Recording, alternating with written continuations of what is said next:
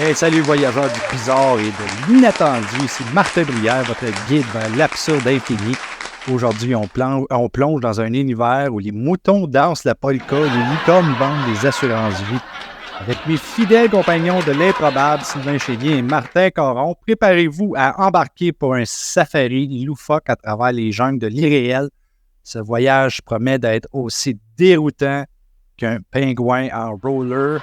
Sylvain, Martin, comment ça va? Attends un petit peu, non, c'est pas un cave qui parle, c'est Martin Bruyère. Ça commence déjà. OK. Excusez, je vais juste dire, j'ai écouté ton intro, puis je suis vraiment déçu parce que t'as pas dit le mot intergalactique, ça me fait chier, puis que tu vas recommencer ça. Et en fait, j'ai fait comme ça. Martin, pour pas que je me répète, j'ai compris le message, on met pas intergalactique dedans.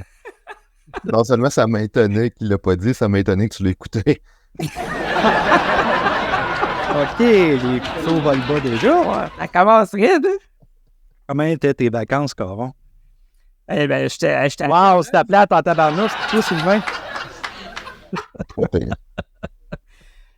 Si tu dis, tu sais, de faire des affaires illégales à Vegas puis revenir, c'est ça. Ça a fait le... C'est toi qui faisais des pipes sur le boardwalk. Non. Ah, OK. Il t'a ressemblé à maudit, mais c'était pas toi. C'est ça. Non, Caron, vas-y, c'était quoi tes vacances? Non, fuck off, j'en parle plus. Ben, merci d'être là aujourd'hui après les vacances. Oui, ça a pris du temps, mesdames et messieurs. On s'excuse sincèrement. Nous aussi, on a besoin de se reposer. À force de rire autant, ça fait mal. Et pour vous le prouver, je vais inviter Sylvain à faire sa mauvaise réponse.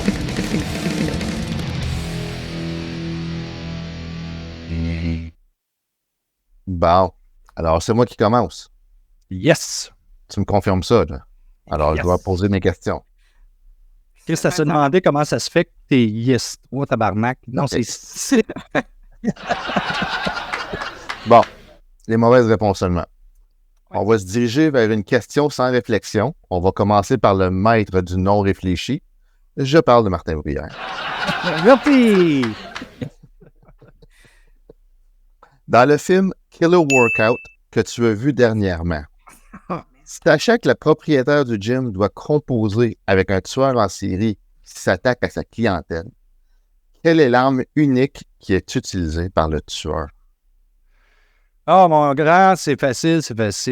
C'est des haltères. Oui, des haltères. Puis pourquoi des haltères? Ben, parce que c'est très lourd. Et je ne sais pas si tu le sais, mais recevoir un haltère en pleine face, ça fait mal. Mais, pas seulement ça. Quand on a une barre avec des poids sur le côté qu'on peut interchanger, tu peux mettre le poids encore plus fort ou moins fort si tu veux être un petit peu plus délicat quand tu le piches dans la face d'un enfant qui t'agresse. What the hell? Aussi, tu prends ces poids-là, tu les enlèves, qu'est-ce que ça fait? Ça fait des disques. Stop it. Get some help. Les disques que tu pitches dans la face à Caron, That's a good one. les disques que tu pitches dans la face à Chénier et plow, leur mâchoire débarque, ça fend, ça saigne, ça fait du bien. Et comme si c'était pas assez, si Sylvain ou Caron sont en train de mourir sur le plancher, tu prends la barre de métal et tu les files avec ça dans le milieu de l'orteil. You should go get therapy because, I'd hate to go through my life hating feet. Oui, dans le milieu de l'orteil. Vous pensez que je t'ai pas dit autre chose, mais non. Ça fait encore plus mal dans le milieu de l'orteil. Voilà, c'était quoi l'arme? Oui, puis si tu me permets, j'aimerais faire un complément d'information parce que j'ai vu Killer Workout aussi. Et, tu sais, sais-tu pourquoi que le tueur tue, quand il tue avec des haltères, il boit le sang de ses victimes? Hein? Sais-tu pourquoi? C'est parce que boire le sang de ses victimes, ça désaltère. Alors, Sylvain n'a pas le sens de l'humour, c'est pour ça que... Non, parce que c'est à cause que moi, je regarde les choses ici, là, puis j'ai pas vu le film, là, je vais vous avouer bien franchement. Mais je pensais que c'était mauvaise réponse seulement. Fait que si tu es avec des haltères dans un gym... Non, il tue pas avec des haltères. Ok, good. Non. Écoute, là, j'y vais de mémoire. En train de me Ah, ça. en train de me- Bon, on a pas- Je suis en train de me dire que probablement que ça aurait été meilleur que qu'est-ce que c'est, je sais pas. Non, mais hey, je me trompe-tu, Brouillard? Tu l'as-tu vu, ce film-là, récemment, sérieux? D'autres, j'ai tellement pas aimé ça que je m'en rappelle même pas. Hey, C'est moi, fait. non, mais c'est sans blague, j'ai en mémoire qui tue avec une épingle à couche.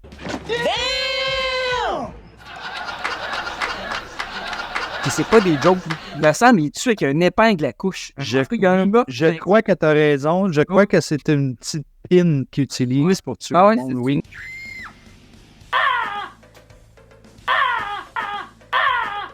Ouais, carrément. C'est Tu m'aurais rafraîchi bien la mémoire. Je te remercie beaucoup parce que j'en ai besoin parce que là, Hey, je j'approche pensais que c'était 40. super intéressant de vous écouter, mais vraiment, non.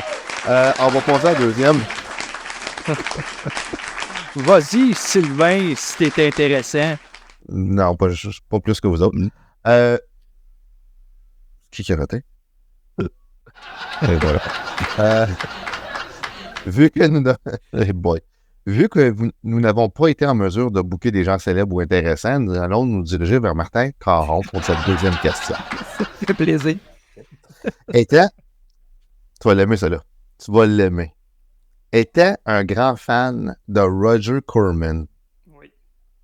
j'aimerais que tu expliques la fin du film Attack of the Crab Monsters réalisé en 1957. Ouais, effectivement, que j'ai vu un film en noir et blanc.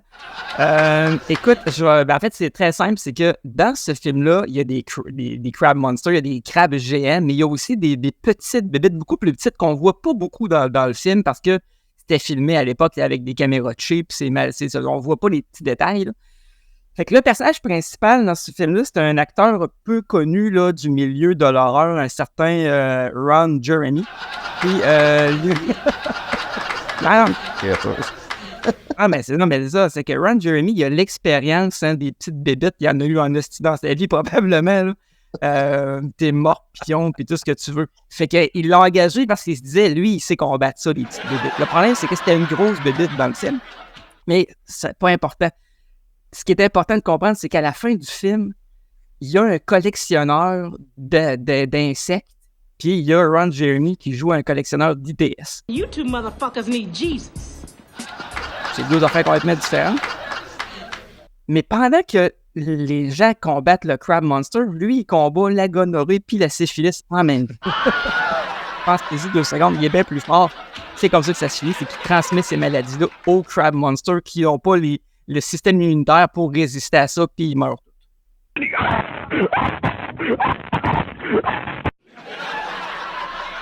Nice. C'est bon. C'est bon.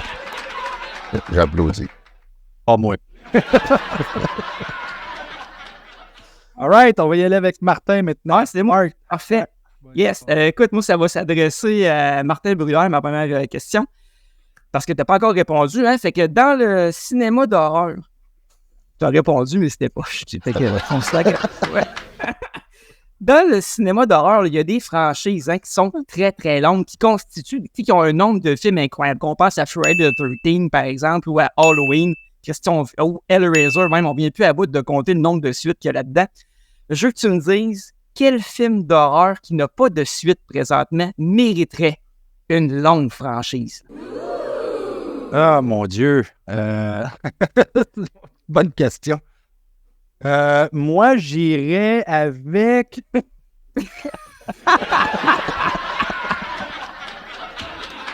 Ah oui, c'était bon, c'était bon. Ça va bien, ça va bien. Tout ce que j'écoute quasiment a des maudites suites, ça n'a pas de sens, mais... T'aurais pu dire Killer Workout, ça aurait été correct.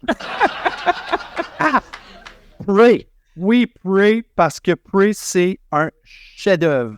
Imaginez-vous là, un gars qui descend de l'espace pour aller passer du temps sur la planète Terre pour manger des gens et qui se fait retrouver par un couple de lesbiennes qui l'utilisent comme jouet.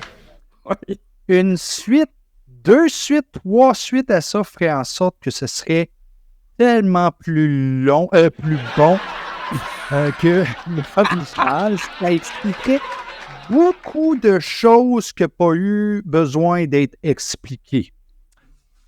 Et en même temps, on pourrait aller chercher l'information de où il vient ou pourquoi il a décidé, lui, d'aller s'installer chez 2 lesbiennes puis faire à croire qu'il ne fait fuck all de sa vie. Des jours et des jours de plaisir avec une série à 10 volets, là, puis je garantis que ça aurait été un succès phénoménal. On serait encore en train d'en parler aujourd'hui. Ça serait dans Fangoria à toutes les hosties. Stop it. Get some help. Oh my God. Ah, quel mauvais souvenir de ce film-là. Merci, Martin. Sylvain, maintenant. Winnie the Pooh a maintenant son propre film d'horreur. Hein? Fait que je veux savoir quel autre personnage de Disney devrait avoir son film d'époux. Cendrillon. C'est simple. Ce serait quoi? Parce qu'elle est entourée de personnages qui pourraient décapiter des gens. Comme vous savez, je suis un grand fan de décapitation. Fait que là, moi, j'imagine, tu sais, les souris, là, sont hyper dangereuses, ils mordent tout le monde, tu sais, les gens elles tombent à terre, t'as les grosses souris qui sautent, qui arrachent des têtes. Pendant ce temps-là, Cendrillon, elle poigne son sabot, là, son fameux soulier de verre, elle rentre ça dans Sabot. la tête. Ouais, parce que dans ce film-là, c'est un sabot, hein. Ça ne sera pas un soulier délicat de verre. Ça sera un sabot de gros verre, le genre de verre, là, de verre de bière, là, tu sais. Fait que, hey, crisse ça dans la tête, comme de la bonne fille là, qui essaie de l'aider. Puis là, puis il dit « À minuit, tu vas revenir comme une petite perdue dans le bois. » Non, esti, à 11h59, elle t'y ramène un coup de galoche sur le bord de la tête. Comme ça, l'autre, elle knock de tête. Non, Cendrillon, ça serait vraiment là, un criminel de bon film. Un maudit bon film. Un Christ de bon film d'horreur. Les 3 sœurs, tu sais, de la décapitation totale. Là, ils descendent les marches, ils se font enfarger par les souris. Pète la gueule, il y en a une qui casse le cou. Wow, ça fait un chef-d'œuvre. Ça fait un chef-d'œuvre. Ça fait un chef-d'œuvre. Ben, bravo, Boudou. Bonne réponse à mes questions. Pour ceux qui écoutent, j'aimerais m'excuser auprès de tout le monde. C'est un départ assez c'est mauvais. On a un rattrapage à faire. Puis, moi, je vais réussir à faire ça parce que j'y vais maintenant avec mes questions à moi. La première question va être à Martin Caron. Es-tu prêt, Martin? Non. Quel est le titre du film d'horreur où un aspirateur possédé aspire toute la population d'une ville pour créer son armée de poussière maléfique? Ah ben, c'est un film qui mélange érotisme et body horror. Quand même assez trash. Le titre en version française, c'est « Elle suce comme une Electrolux ». On vient de perdre un sponsor. Bon, vous allez me dire que le titre en dévoile beaucoup. Vous avez raison. J'ai-tu besoin vraiment d'en aller plus loin dans mes explications? Je pense que je me suis assez calé de même. What the hell? Tu vas juste dire c'est ça le titre. Et on passe à la prochaine question.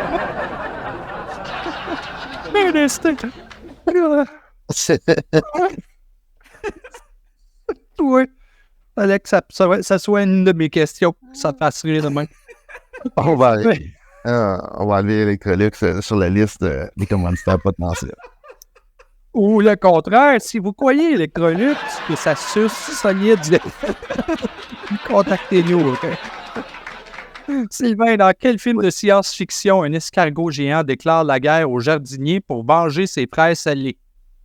Ben là, on l'a déjà fait, ça s'appelle Alien. T'as un gros escargot géant qui détruit tout le monde. Fait que... non, pour le vrai, ça s'appelle l'escargot de l'espace. C'est un film qui a été fait par Roger Corman, Martin Caron, un grand fan, en 1968.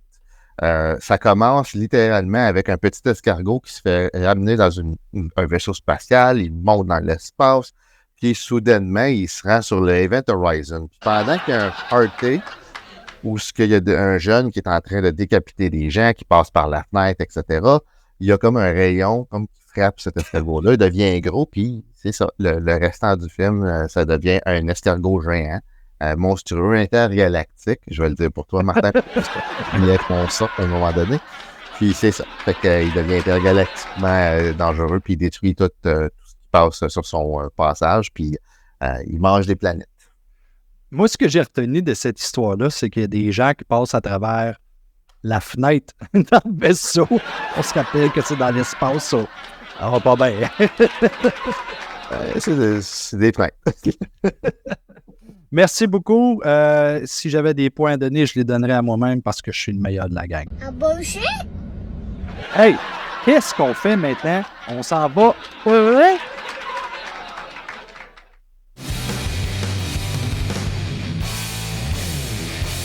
Ah ouais, hein? OK, on dirait que Martin, il est prêt.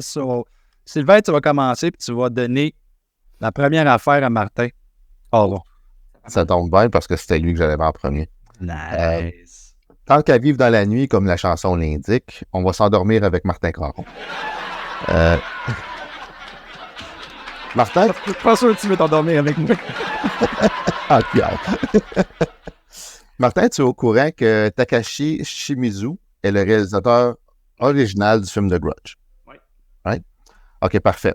Dans une autre lignée complètement folle, j'aimerais que tu nous apportes au moment où un personnage arrive dans un resto de grande envergure et est enchanté de pouvoir manger là, quand soudainement, il réalise qu'il fait partie des personnages du film The Human Centipede. Son souper il fera partie de la chaîne, comme même Carole dans cette imitation-là. J'ai pas le droit de parole. Tu as le droit de parole. J'ai le droit de parole, OK. Human centipede will unite. Stitched together, trace on tight. Hey, oh, c'est beau, c'est. Ouais, pas sûr que j'ai de l'argent à me payer la facture, mais ça. Human. Quoi? Je mange de la marde déjà digérée.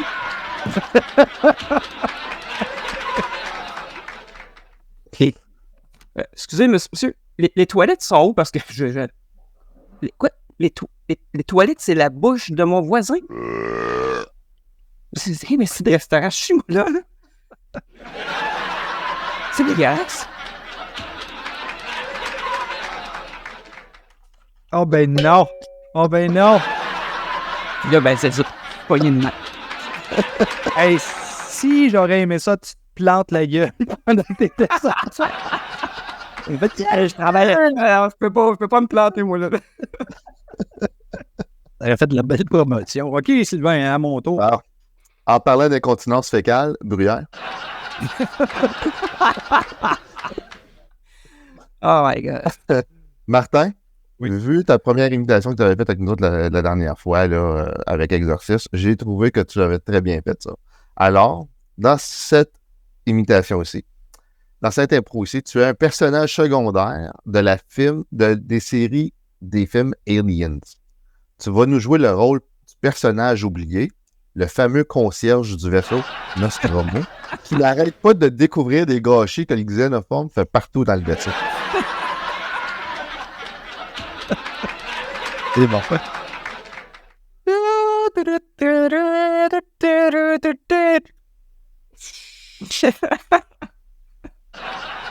What the fuck is that? Ouais. T'es en train de faire ton ménage, c'est. T'es tout en train de scraper le plancher, là. What the fuck is wrong with you, là? En plus, tu sais, la mop est brûlée, tu veux que je fasse. Ça coûte cher, une mop, là. C'est pas Nostromo qu'on va payer pour. C'est mes affaires personnelles à moi, là. Tu me sors la lampe, toi, là? Ah non, c'est pas une lampe. What the fuck is that? Oh my God! C'est une extraterrestre! Viens ici, va te nettoyer, toi! Tu brûles partout, là, comme c'est là! Ah, hein, on va te nettoyer un peu. Gay. Fuck off, esti, arrête de brûler mes planchers. Et voilà. C'est bon. J'aurais aimé ça qu'il soit là, ce personnage-là. Ouais, hein? Ouais. On oublie tout le temps ces personnages-là. Ça aurait été le Star comique Wars. du film, là. Ouais, Star Wars. Oui. Alright! Bon, c'est à mon dos, j'y vais, là. Moi, je vais commencer avec mon ami Martin. Martin, Tu vas me faire une Ouais, séance- attends, je t'arrête, là. Je suis pas ton ami. OK, continue. Je sais, t'es même pas mon collègue. En fait, t'es mon mangeur de marde.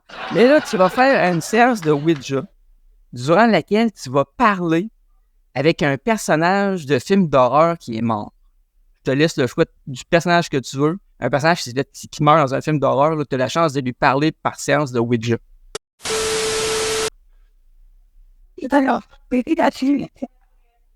J'aimerais contacter On l'entend en arrière de quelqu'un. Pamela Voorhees. Pamela, est-ce que tu es là? Est-ce que c'est toi, Pamela?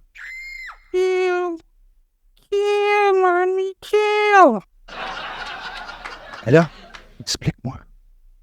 Comment ça se fait que quand tu t'es fait couper la tête, tes mains étaient poilues? Hein? Je sais rien. Avec des bagues de tous les sons. Tes mains sont plus grosses que ta tête. Et tu es poilu. Mais pourquoi? Et en plus, j'avais un kicks, toi. Quand j'ai fait le combat, là, je me suis dit, il me semble que je la crosserais dans le cou. là.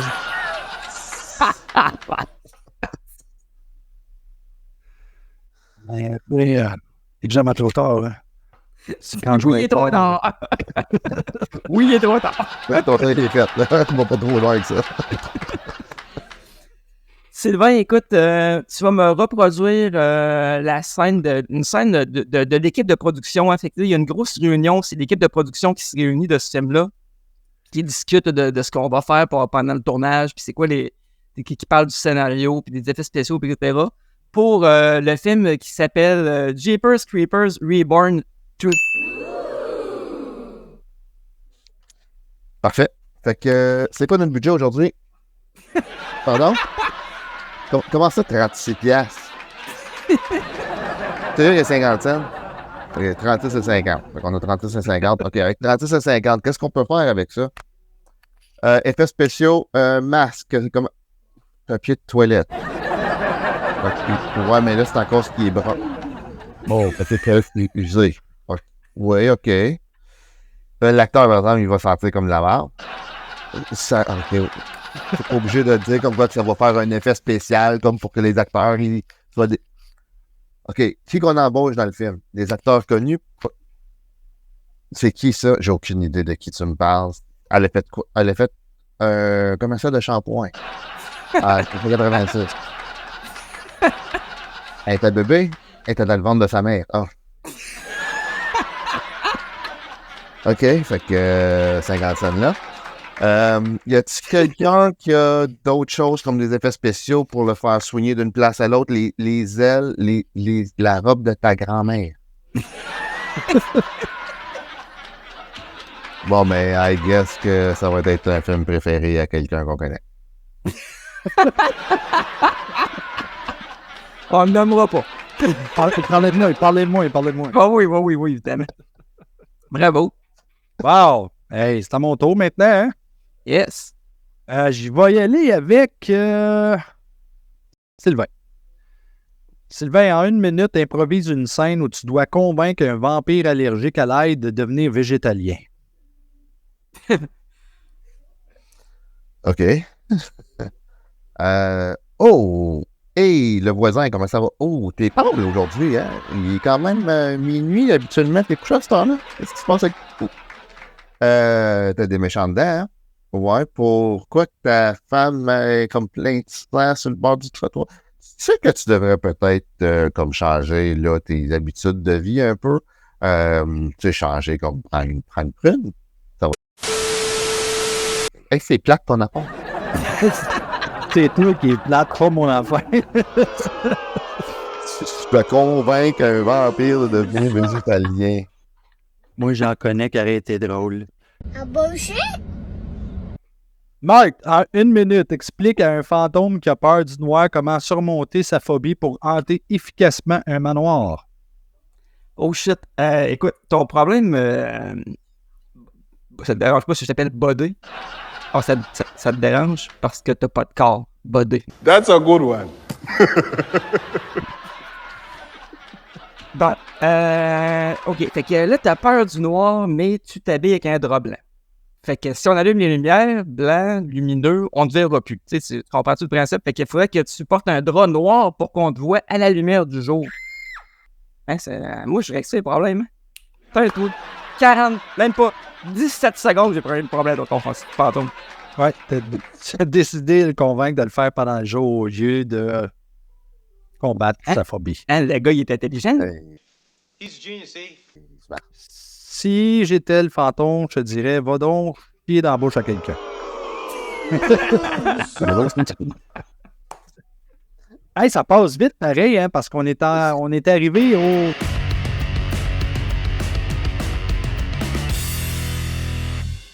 Non, mais hey, avant qu'on passe à débat horrifique, là, ce que j'ai aimé, moi, c'est que Martin, il avait aucune coron. Il savait aucunement que je pourrais parler de Human Centipede aujourd'hui. Regarde son nom, King of the Ring. Ah, man! Tu me sais qui s'en va avec ça, câlisse. Aïe. Alors, si vous riez dans votre salon en nous écoutant, ben... King of the Ring. King of the Ring. And you two motherfuckers need Jesus. Là, j'ai hâte de vous entendre débattre, vous deux, là, parce que à chaque fois que j'ai vous ai entendu débattre, j'ai toujours trouvé ça bien sympathique et bien drôle. Fait que je lance le premier. Ça va être vous deux qui allez faire ça. Est-ce que ça, c'est une question que chaque amateur de films d'horreur, je pense, se pose une fois dans sa vie, au minimum une fois dans sa vie, si c'est pas 1000 fois. Là. Est-ce que les remakes de films d'horreur sont meilleurs que les originaux? It's a good question. Martin Gruyère, tu vas dire que les remakes sont meilleurs, puis Sylvain, tu vas dire que les originaux sont les meilleurs. Et je laisse commencer Martin là-dessus. OK. On va t'en nommer qu'un tout de suite en partant, puis c'est The Thing. Oui, The Thing de John Carpenter. Je m'excuse, là. Mais si tu penses que The Thing en noir et blanc est meilleur que The Thing de John Carpenter, tu te plantes en tabarnouche. Là, je vais y aller avec quelque chose qui est un petit peu tabou, là. Mais The Ring. The Ring, pour moi, est bien supérieur à Ringo, je crois. Oui, Ringo. Écoute, tu peux pas te tromper avec les remakes. Il y a des affaires extraordinaires là-dedans. Et je pourrais continuer, mais je pense qu'à un moment donné, j'ai plus de temps. N'est-ce pas? Il te restait 20 secondes, mais il m'a te sauvé à la fin. OK. Sylvain, à ton tour, réplique. Ben, écoute, moi, là, juste en regardant la liste que je suis en train de vérifier, là, parce que, tu sais, je voulais vraiment tricher, The Ring 2002, moi, j'ai trouvé ça que c'était vraiment mieux que le premier, que l'original. Mais un peu, toi, faut te dire que les originaux sont meilleurs. Je veux pas te... Tu vois, tu me prouves toi-même que les remakes sont meilleurs. Je vais pas te faire chier, là, mais là, Les originaux sont meilleurs. Ah, excuse. OK, bon. Je mal compris. Le point va à Martin. On va continuer le jeu, mais je donne le point à Martin tout de suite, mais on va continuer, tu sais. Okay. Essaye de me rattraper, on sait jamais. Ah ben, regarde, je vais gagner tout de suite en disant quelque chose. Evil Dead. I like you. You have balls. I like balls. Non. Le premier, c'était l'avenue de ce genre de film-là. C'était le moment où son genre a éclaté. Quand Evil Dead est sorti sur le marché, les Poltergeist, les ci, les ça, oui, c'était des films qui étaient comme tu sais, ben épeurants, Glenn Petit. Surtout que Poltergeist est sorti après Evil Dead, mais en tout cas, ça, c'est la Oui, c'est correct, là, tu sais, ben rien là, mais on se tendra pas des années, là. Mais Evil Dead, le premier film, comment chier à terre? Comme littéralement en train de le regarder quand elle arrive et elle se tape un crayon dans le pied. Quand elle essaie d'ouvrir le sous-sol, la patente. C'était effrayant. Sa première fois comme un film de ce genre-là, dans ces années-là, a aussi marqué. Poltergeist. Parlant de trappe, je vais t'inviter à de la fermer, justement. J'avais la même job. Si tu ne l'avais pas dit, je me l'aurais dit. Et puis là, Là, je vous laisse, là, battez-vous. Faites de quoi, là, tu sais. Caron, là, il a raison, là, OK? Toi, t'étais en train de dire que les remakes étaient meilleurs. Oh non, moi, j'ai pas compris comme pour la question. Ouais, mais si tu m'avais écouté, si tu t'aurais compris que moi, je préférais les... Ouais, mais le problème, c'est que je t'écoute pas, t'as rien de bon à dire. Ouais, ben ça, c'est un problème. Là, tu peux bien dire que ce que tu veux, tu peux sacrer, tu peux essayer de couper, ça marchera pas. Les meilleurs films, puis si tu me dis que Evil Dead, là, puis c'est pas à prouver mon point, ça veut dire que tu as une carrière complète de style cinématographique qui vaut de la merde. Parce que remake est meilleur, là. The Texas Chainsaw Massacre, The Blob. OK. Un instant, je retire le point à Martin Brouillard et je le donne à Sylvain Chénier parce que... À cause de Texas Chainsaw Massacre, t'es malade, toi. À cause de Dawn of the Dead. Je m'excuse ça à chaque step de point. Non, Dawn of the Dead de Zack Snyder est supérieur à Dawn of the Dead de George Romero. Non, George Romero a parti sans George Romero, ce Day of the Dead-là, il n'y a pas de Day of the Dead, le restant qui vient avec. Exactement. Non, je te donne 5 points et je mets moins 14 à Martin Brouillard.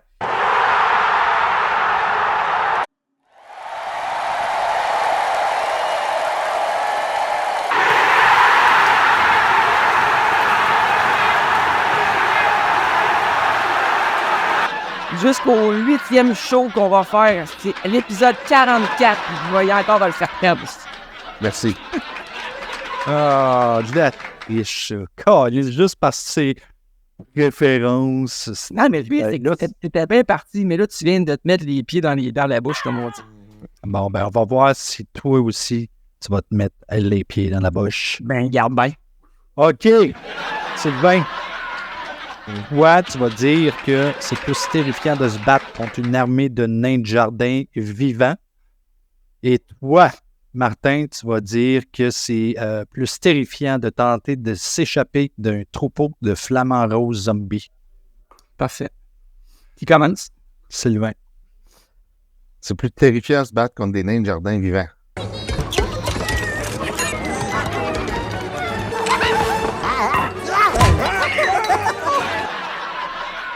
C'est sûr. Premièrement, qu'est-ce qu'ils font être vivants? J'ai aucune idée de qu'est-ce qui est arrivé, mais ils sont possédés par quelque chose. Ils sont possédés par Satan, ils sont possédés par une entité infernale, quelque chose, infernal, je sais pas qu'est-ce qui s'est passé, là. Mais Christ, tu sors dehors, tu es là, tu es en train de contre ton gazon, puis tout à coup, il y a un nain qui t'arrive sur le bord de la cheville, what the fuck? Puis là, il te regarde, il fait allô, puis là, il te tarde avec comme un bâton, quelque chose dans le pied, tu tombes à terre, tu te fais comme attaquer par les autres. Non, c'est essayer de te sauver de ça, c'est quelque chose, c'est terrifiant en estime. Tu te demandes en crise qu'est-ce qui se passe. Puis là, en plus de ça, si t'as un chien, quelque chose de même, mais là, t'as une petite trappe à chien là, après ta porte. Fait que là, il passe tout là-dedans quand tu rentres dans la maison puis t'essaies de te sauver. Non, c'est dangereux, là, des nains de jardin. Là. J'en ai déjà vu à un moment donné, moi, ils revoler d'un bord à l'autre là, de la cour puis frapper quelqu'un sur la tête. Fait que j'imagine que si ça leur tentait de faire ça, ça serait dangereux. Bon. Clairement, t'as jamais vu le film There's Something in the Barn. Parce que c'était des genres de nains de jardin qu'il y avait là-dedans, là, pis c'était fucking pas épeurant, là. Excuse, là. C'était un autodocumentaire de sur toi, ça? A true freshman, by the way. Non, mais t'as pas vu ça sérieux? C'était qu'il est sur Crave, là. Paye-toi, là, pis t'arrêtes, désabonne-toi de Playboy Channel 2 minutes, là, pis il va sur moi t'abonner sur Crave, c'est tout, là. Playboy Channel. J'ai fait juste une recherche vite faite parce que je pensais que tu niaisais, mais non, il y a vraiment un film qui s'appelle There's Something in the Barn. Et ça a l'air bon. Mais c'est ça l'affaire, c'est que c'est pas tant bon finalement. Ça a l'air bon. Je l'ai regardé, là, pas une couple de semaines, puis j'étais quand même un peu déçu. Mais pour ça, tout ça pour dire que c'est pas tant épeurant des nains de jardin. Okay? La preuve, c'est ce film-là. Les Flamants Roses, à l'instant, là. As-tu déjà vu le film Black Sheep? Tu vas me dire, c'est pas des Flamants Roses ou des moutons qui attaquent le monde, mais c'était vraiment cool, ce film-là, tu sais. Fait qu'imagine Black Sheep en version Flamant Rose, mettons. Flamant, tu sais, juste... Ou un autre exemple. As-tu déjà écouté Ad-Lib, esti, dans le temps? Jean-Pierre Courvoisier!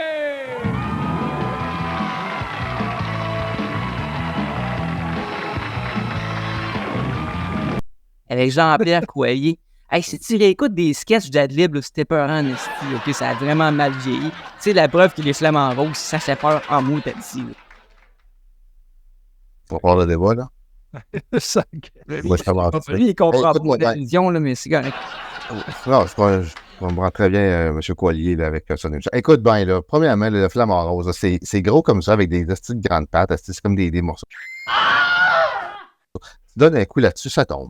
Un nain de jardin, là, il faut que tu le frappes, mais il est bas, là. Fait que même si tu as quelque chose, il faut que tu sois assez long pour le toucher. Fait qu'un flamant rose qui arrive pour toi, tu t'en calisses, tu donnes une tape, ça sent. Non, parce que les flamants roses, c'est comme une meute. Ça arrive en meute, ça te prend par ses pinces, par ses griffes, ça te lève dans les airs bien haut, puis il te laisse tomber de haut. Tu t'écrases à terre, puis là, ils viennent après ça bouffer tes tripes. C'est exactement le principe du goéland. Ils font ces goélands pour détruire les camélies. Plus que c'est gros, Caron, plus que c'est gros, moins que c'est épeurant. As-tu déjà vu The Holy Grail de Monty Python? Non, moins que c'est gros, plus que c'est épeurant. C'est ça que tu viens de dire, là? Non, plus que c'est gros, moins que c'est épeurant. Fait que c'est même sexuel, ça, finalement. Non, écoute bien. Monty Python de Holy Grail. À un moment donné, là, tu sais, une petite bébite, un lapin, ils regardent ça, ils sont comme, voyons, c'est un lapin, il n'y a rien là. Qu'est-ce qui arrive au lapin? Le lapin, quand il leur sort d'en face, là, toute la gang capote, run away, il capote tout, là. Hey, le lapin, c'est dangereux en esti. Fait que, c'est comme ça.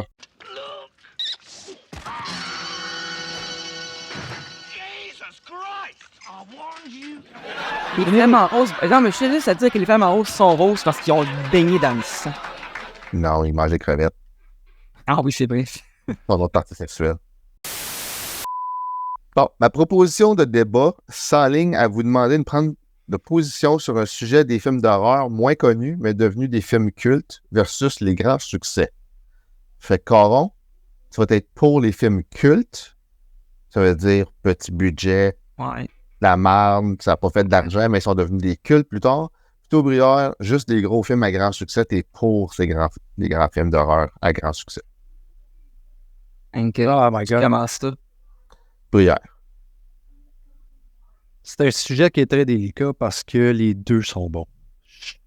Ben, ça commence mal. Martin, t'as oui, ton point, ton rond. C'est plate à dire, mais c'est... Ça s'appelle scorer dans son propre but, on appelle ça de même. Sauf que les gros blockbusters comme Jaws. Excuse-moi. Martin n'a pas le choix, là. Hey!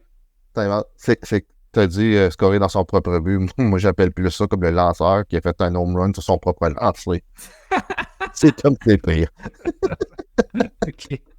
Martin, il peut pas dire le contraire. Je veux dire, Jaws est un blockbuster écœurant, c'est un gros film et c'est très populaire. Il y en a en masse des affaires de même, OK? Poltergeist, c'est pas un film culte. Poltergeist, c'est un film qui avait beaucoup d'argent dedans. Il est devenu, évidemment, un gros succès. Tu regardes des affaires comme, mettons, on va y aller dans Terminator. Terminator 2, OK? Gros film. Le premier, OK, un petit budget, mais quand même devenu un succès incroyable. Et tu parles, mettons, de Dracula, OK, de Francis Ford Coppola, qui était une production énorme et qui est encore aujourd'hui très connu du public et qui reste encore un bijou de film qui a coûté très, très, très cher. Tu finis mon temps? Oui, t'as fini mon temps. OK. Bon, non, mais il a marqué des points, mais tu sais, la question, c'était est-ce que les films moins connus puis plus cheap sont devenus plus cultes, plus que, à la limite, avec le temps? Moi, je pense... Ouais, c'est non, je viens de l'expliquer. On va prendre l'exemple typique, là. Un des films les plus cultes de l'histoire du cinéma, c'est Plan 9 from Outer Space.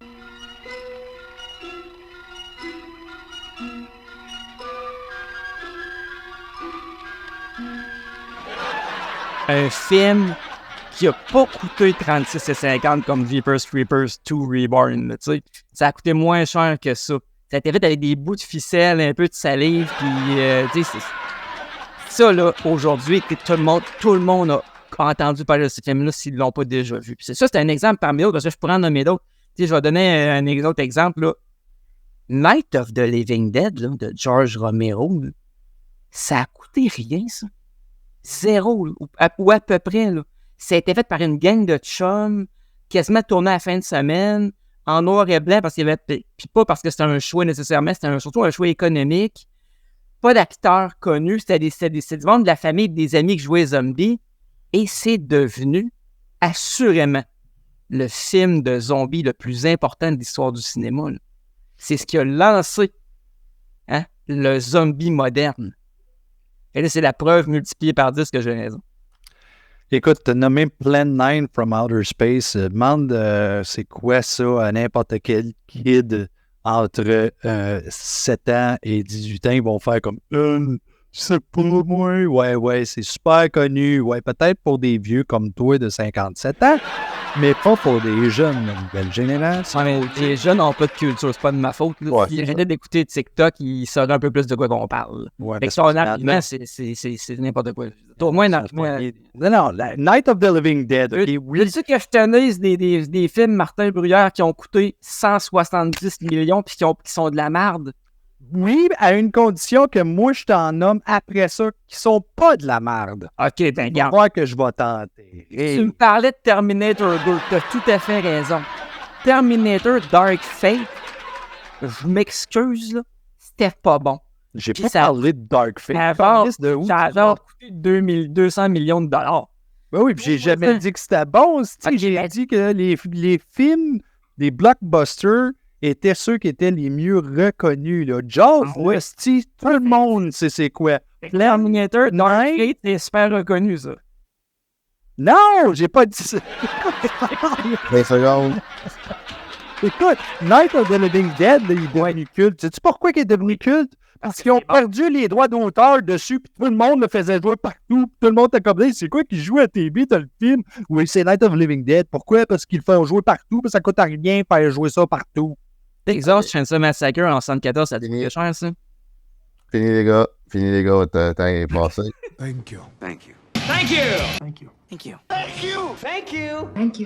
Ça fait même quasiment 35 secondes.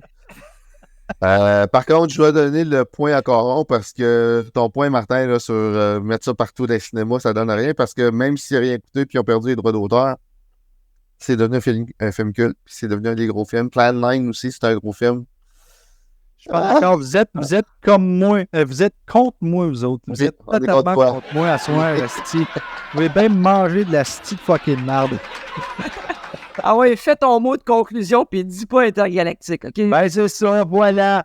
Amis de l'inconcevable, encore un épisode de Hors bouclé avec une dose de folie douce aux côtés des fuckers de Sylvain puis de Martin Caron de marde.